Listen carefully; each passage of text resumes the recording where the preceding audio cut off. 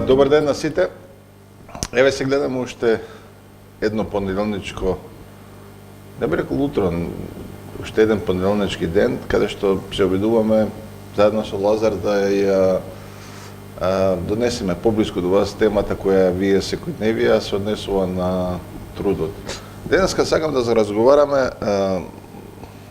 оно што мене барем живот ми значи, тоа е безбедност и здравјето при работа, или како што јас ја веднам, како што порано е велевте, заштитата при работа. Имено, се наоѓаваме во еден период каде што интензивно се разговара, преговара, договара, но пред се анализира стариот закон за безбедност и здравје при работа, кој е донесен во 2007 година. И врз основа на тие анализи, Министерството за труд и социјална политика треба да донесе одлука дали ќе оди кон дополнување и изменување на законите или на конкретно едно ново решение.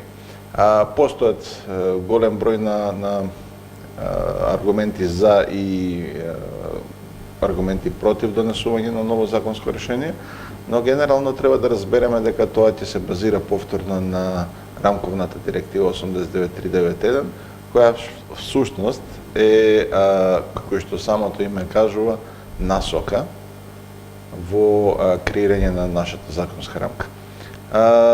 Пред да продолжам понатаму, си го поздравам Лазар, како си ме? Добро утро, добар ден и од мене. Фала на прашање, може да ти кажам, многу добро. Се приметува. Понеделнички. Се приметува. Значи, има ти човек кој се радува на понеделник. Има и такви. Има и такви.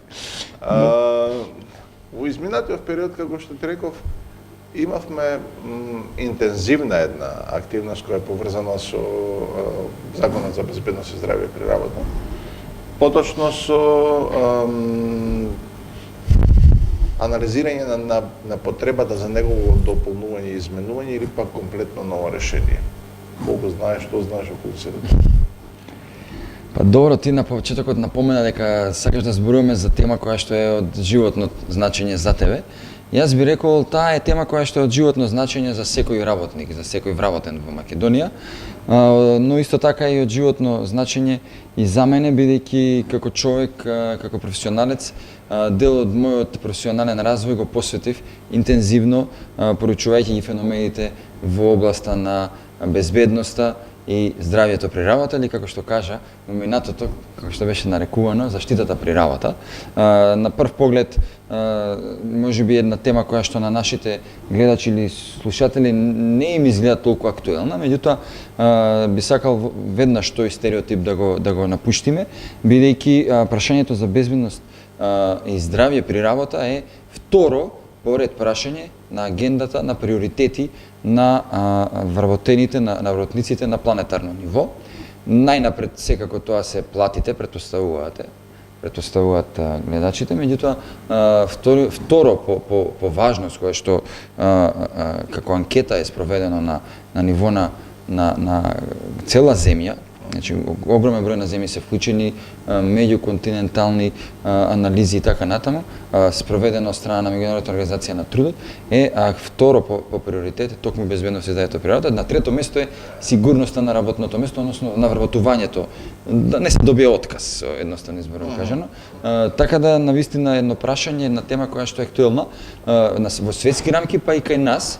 И еве токму ти го спомна моментот дека веќе влегуваме во 12-тата година од примената на Законот за безбедност и здравје при работа и веројатно се поставуваат одредени дилеми, прашања дали овој закон ги даде очекувањата, ги постигна посекуваните ефекти, дали во пракса се примени на соодветен начин со целокупната инфраструктура која што го прати самиот закон. Бидејќи овој закон, за разлика од многу други закони од областта на трудот, е базичен закон, меѓутоа околу него е потребно да постои една инфраструктура за да истиот биде спроведлив во пракса.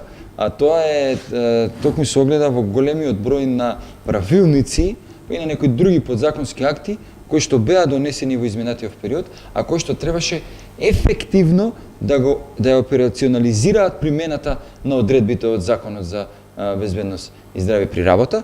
Колку тоа се случи во пракса, сега нели е прашање на анализа. Така е, него поентата беше дали овој закон нас ни унапреди струката или ни уназади струката. Тоест поточно дали унапреди областа за струката, малце понатаму ќе разговараме, дали областа е унапреди затоа што знаеш, веројатно е индикатор на тоа дали нешто е добро или не.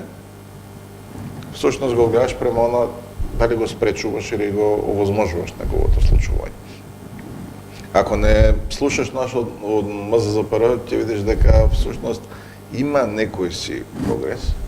Значи има некој си намалување, да кажеме, на несреќите на работа, но генерално, например, се уште се бориме со стереотипите на тоа дека ова е социјалистичка оставштина, значи струкава дека е социјалистичка оставштина. Се уште се бориме околу стереотипите на тоа дека всушност не треба да разговараме за професија, него треба да разговараме за на некој начин курс кој треба да го положат одредени луѓе за да се стекнат со лиценција да работат и така натаму. Знаеш, има еден елемент кој мене многу ми пречи, барем генерално во општеството во Македонија, а тоа е на некој начин премногу лесното прифаќање на работа дека секој се може.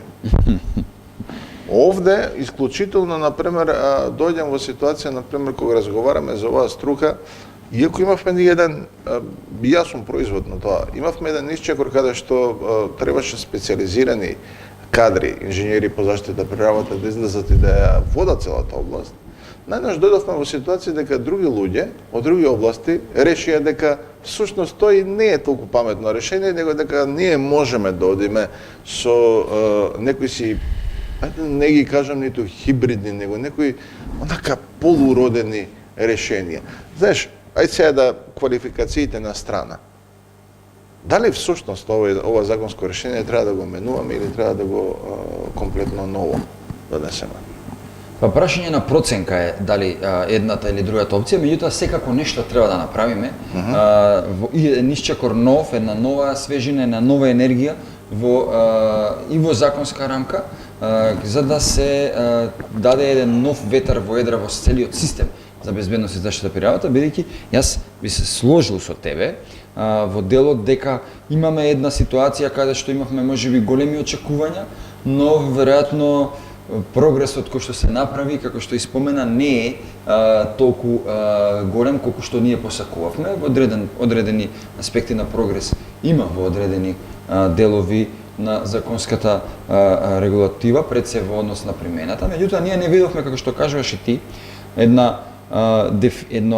поставување на системот на БЗР на вистинското место во трудово-правниот и генерално во правниот систем во земјата, за жал, а тоа се должи затоа што премногу се фокусираме на санацијата на повредите, а не ги земавме аспектите на превентивата, за која што и директивата која што ја напомена, и тоа како укажува во голем број на членови од самата директива, се укажува на превентивните мерки, на информирањето, на консултирањето, на акцијата која што треба да се преземе за да не дојде до повреди несреќи при работа со одредени штетни последици. Тоа е едната страна на приказката. Втората е која што ја напомна и ти, а тоа е нешто што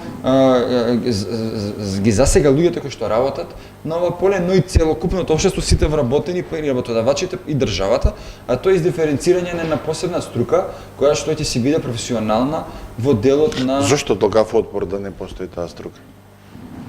Дали, те прашувам затоа што сум премногу субјективен во однос на сетова, зошто има толкав отпор да не постои оваа струка? Па ја мислам, тоа се должи пред се на две нешта. Првото е затоа што самиот систем нормативен, како го поставивме во законот, се да се уреди полагањето на испитот, сакавме тоа да го нормираме во самиот закон. Прашање е дали е тоа вистинскиот начин. А не може да биде, да се направи. Имаме високообразовни институции, не може да партизански решенија да правиме. Токму така, значи тука веројатно се на почетокот концептот малку се измести, се промаши во одредени аспекти. Тоа е едната страна на приказката. Втората страна на приказката е веројатно колку и да звучи сега ова, како да ти кажам, професорски, нели? Меѓутоа, јас десетина години работам интензивно на оваа проблематика и повеќе. Забележувам дека постои една ноншалантност по повод оваа тема, една опуштеност и непознавање на немање доволни информации на суштината и на значењето на оваа проблематика. Кај работодавачите, кај државните органи, кај работниците, ако сакаш, на крајот на денот. Значи, не ја разбираат суштината, а со тоа и самото значење на оваа област и на оваа материја, и е ставена само ај на страна, ај уште едно прашање, ај уште да не е уште еден трошок. Да, инаку, кога некој трошокот работодавачите да знаеш секогаш системот на базара го гледаат како е уште еден трошок плюс. Јасно ми е тоа, сосема ми јасно, ама јас стално им велам дури на ние среби велам, ајде ако се договорите вие тројцата, дека не треба да постои воопшто во ниедна форма. Значи, безбедност и здравјето при работа и заштита при работа. Договорите се бе луѓе, не ги доведувате во заблуда, да кажеме, оние генерации кои всушност ја гледаат својата кариера. Јас се гледам тука еден од нив. Значи, дојдеш ме, јас полесно би било, да кажеме, некаде таму на почетокот на студирањето, некој да ми кажал, слушај, ова можеш да го работиш со било кој друг технички факултет, не можеш да цепаш ти 4 години, него ќе си добил, да кажеме, плюс една диплома или сертификат кај што ќе сум можел да го работам ова. Знаеш, многу е нечесно да дојдеш во ситуација да наведуваш група на луѓе, тука го гледам кај високообразовните институции, да наведуваш, да всушност им креираш некој розев балон за нивната иднина, а после кој ќе дојдеш, да кажеме, на крајот од студирањето, да видиш дека всушност, тоа си можел да го правиш со било кое друго образование. Тоа е едниот елемент, но многу повеќе кога те праша во однос на самото законско решение. Јас сум огромен присталица на тоа дека потребно е, ако сакаш професионални услуги, треба професионалец да ангажираш. Не можеш и уште поабсурден пример, например, ти кога бараш операција да ти направат, да кажеме, на било кој дел од телото, ти не одеш да го консултираш месарот затоа што се разбира во месо, него ти дојдеш го консултираш врвниот стручњак, да кажеме хирург, кој е субспецијалист во конкретната област. Значи, нашиот природен нагон за такви некои постапки, ние всушност, например, знаеме како да постапиме. Но кога станува збор за превентивната култура, ние се наоѓаме во ситуација да едноставно тоа го заборавиме и го третираме како еден вид, а често пат тоа го слушав. Абе, овие од Европа ова не го бараат. Значи, ова е една од директивите кои мораме ние, ама знаеш, онака со завртена, пресилена рака, со извртено, да кажеме, поимање на работите, дека ние ова самите знаеме, ама овие од запад не тераат, затоа што ние сакаме да се приклучиме на нивното друштво. Тоа, од друга страна, па не донесува во една друга ситуација, дека кога го правиме под присила, не секој пат ќе го импровизираме. За жал, во право си, кога зборуваш и за импровизацијата ова последно и за професионализацијата на самата струка, односно на самиот систем за заштита, односно безбедност и здравје при работа, ја многу често го потребувам зборот, нема да ми ја ти ги си го на заштита при работа. Да, заштита при работа, значи ја да го нарекувам безбедност и заштита, безбедност и здравје, безбедност, здравје и заштита при работа, како и да кажеме, значи са терминолошки да не ги оптоваруваме во овој наш муабет, меѓутоа дефинитивно кога се нема визија и цел кон што да се стремиме и што треба да постигнеме, дефинитивно лутаме. Дали е тоа БЗР или е нешто сосема друго, или некое животно прашање, ние талкаме и талкачи сме. Јас не би сакал во системот на БЗР повеќе да талкаме, затоа што талкаме до сега. Не, ќе си талкаме. Ја не би сакал да талкаме. Абе, не сакам ни јас, ама ќе си талкаме. Затоа треба да се преземе една конкретна акција и малку будење и во свеста и во духот на сите кои што се актери и чинители во целиот процес, дека станува збор за исклучително битна материја и област, луѓе. Значи, не може да се прифати концептот ова ни го бара заради согласување со директивата и хармонизација, па ќе го направиме. Тоа е оправдание. Ние заштитата при работа ја имаме уште од бивша Југославија. Значи, тоа не е нешто ново. Значи, сме имали одреден степен на професионализација, се уште во регионов има одредени високи школи и факултети кои што се посветени, еве како што е на пример во Ниш и така натаму. Меѓутоа, од нешто што веќе го имаме развиено како систем, ние требаше само да го надградуваме, да го дефинираме и да го обликуваме за новите наши потреби општествени, економски, политички и правни. Меѓутоа ние напротив го трнавме на страна. не му посветивме доволно внимание и културата на примена и на превенција ја немаме кај нас, за жал. Бидејќи имаме отпор во чекорите. Значи, не сакаат голем број на работодавачи овој систем да го спроведат. Државата колку може, колку не може со средствата за контрола, надзора, тоа се инспекторатите, и со законските одредби кои што казнуваат, односно со присилата, со други зборови, интервенира каде може и колку може. Меѓутоа, на крајот на денот, нас ни се случува заради сите овие девијации кои што ги споменуваш. Нема професионален кадар, значи со полагање со лиценца може речи си, нели, дури медицинска сестра, кој било да влезе во самиот систем, изместени во самата норматива одредени работи, преоптоварен закон или правилници овакви онакви неадекватни и слично, кои што даваат одредена тежина обременување на целиот систем, за на крајот шлак на таа торта да биде и нашиот индолентен, ношалантен однос кон целиот систем, значи каде што некој си гледа само можност да си заработи некој денар плюс, па мора сега да отвориме, ако веќе разговараме, значи пријателски кафе муавет имаме, дека одредени проценки се прават и по нарачка, како што и одредени прегледи кои што се задолжителни, нели, зависност од степенот на ризик, кои што секој вработен мора на одреден период да ги врши, и тие во голема мера се прават формално, да кажам. Така да, ако гледаме само ради реда некој работи, идеш на преглед, диши и ај добар си, здрав си, оди на работа. Добро е кога дојде. Види, сите се прават по нарачка. Сите се прават по нарачка, само резултатот кој го добиваат е уште потрагично, дека некаде, јас лично сум, и то сум го алармирал. Јас сум најдел во текстот на фабрика дека всушност проценката била за фрижидер за месо. Она е за замрзнување на месо. Знаеш, тоа се тие апсурди кои ги сретнуваме вамо и кои поминуваат. Значи, немаме ние контролен механизам како да дојдеме во ситуација да ние ова ја поднесеме, да кажеме, целова, пак ќе се навратам, зависи кому му треба. Ако државата дојде, има врвни, да кажеме, експерти кои се грижат за буџетот и гледа дека имаат одливање на средства од аспект, да кажеме, компензации поврзани со здравјето, нели, овие несреќи на работа и така натаму. И ти имаат сега за цел да ги намалат истите, да кажеме, во период од следниве 5 до 10 години, за да кажеме на пола да ги стават. Значи, да бидеме сигурни дека ќе се случуваат несреќи. Веројатно тогаш би дошло и би рекламе кого да го прашаме под основно прашање. Но од друга страна, зошто често пати го споменувам во вака неврзани разговори, ние кога сме го препишувале овој Бисмарков систем социјална заштита, ние сме изоставиле една огромна институција која некако сме си ја забутале во буџетот. Не знам дали, ако си ги погледнете платните ливчиња, ќе видите тамо дека сите плаќате 0,5% однос на дополнително осигурување поврзано со несреќи на работа. Тие средства влегуваат всушност во институција, како што е АУФА, како што е БГ, тоа е, значи, осигурителна институција која всушност го контролира овој систем. Работодавачите воопшто не се плашат дали тоа ќе платат 1000, 2000, да кажем, ако бизнисот им врти милиони.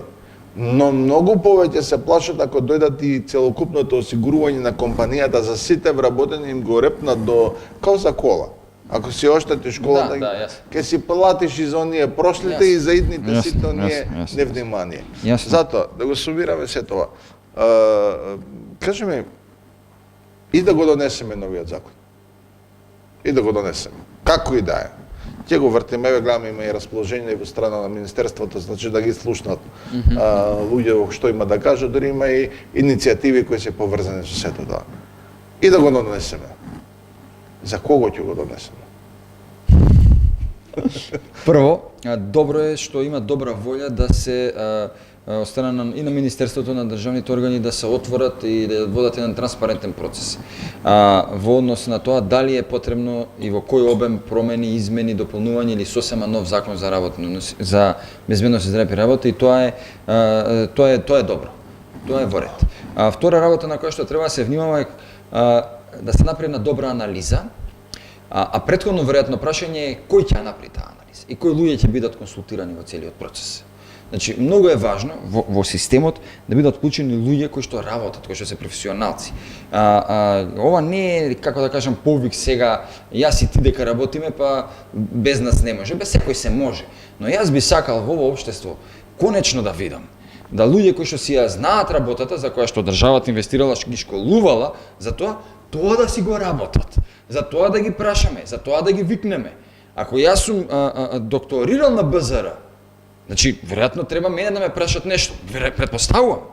Ако ти си професионалец во делот на и прв кој што работи во делов на безбедност и здраве при работа уште во 90-тите години и така натаму и си представник на Македонија во Билбао и така натаму, веројатно треба и тебе да те прашат нешто. Треба да ги прашат инспекторите, треба другите колеги кои што интензивно работат во струката евентуално да бидат консултирани. Меѓутоа не можеме да консултираме хирурзи, како што кажа сега за оваа проблематика. Не можеме да нас ни требаат докторите во делот на превенцијата, особено медицината на трудот, да не ме разбере некој погрешно, меѓутоа да, докторите од медицина на труд. А не еди кој си секој сега да биде вклучен, ја имам тука размислување, ја имам мислење и мене нешто ми се сонило, па сега да кажам и јас да се вклучам. Јас сакам таква земја да видам, такво едно општество. Каде што ќе побелиме многу. Дека видиме та. Ме разбираш што ми е поента. Трета работа. Сите се засегнати од ова прашање. Државата и тоа како? Особено ако се случуваат почесто повреди и несреќи при работа заради тоа што здравствениот систем се активира. Работодавачите и тоа како се засегнати затоа што тие се повикани и се одговорни во делот и на спроведување на заштитата, а понатаму и во одредените надоместоци на штети кои што евентуално би требало да се исплаќаат и слично во однос на повреди, несреќи и смртни случаи. Трето, секако вработените, бидејќи за нивната безбедност и за нивниот живот се работи. На крајот на денот, четврто, и сите граѓани кои што дури си е невработени, децата помалите и така натаму, затоа што на нас ни е потребно здраво општество, здрави луѓе, безбедни родители на своите деца, безбедни деца кои што работат на своите повозрастни родители и така натаму, еден систем кој што продуцира здравје, кој што продуцира безбедност, сигурност, заштита, а работното место е фактор број 1 за ризик воопшто за здравјето на човекот. Така да сите сме засегнати, сите се актери битни и ако така му пристапиме на ова прашање, јас верувам дека на крајот на денот ќе доеме до едно решение кое што ќе значи или измена на законот или нов закон, сосема нов закон кој што ќе ги одредени нешта постави во вистинската рамка. Ако се најдовте во оваа група кој Лазар ја спомена, од целиот овој кампус на секој,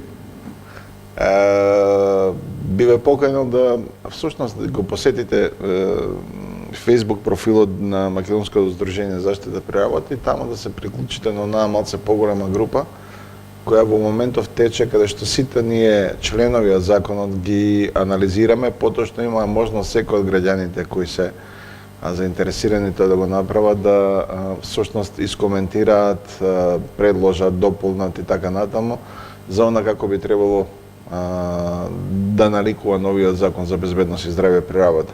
Ние одиме на таа опција.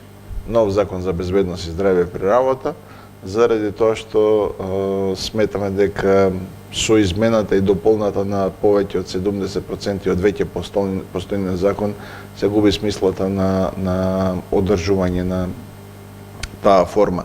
Во секој случај, бидете со нас, ви благодарам и овој пат што сте наши следачи, наши гледачи, затоа кликнете го лајкчето, претплатете се на овој канал и споделете теја добра мисла за превентивна работна средина. Благодарам. Поздрав. Поздрав и од мене, благодарност.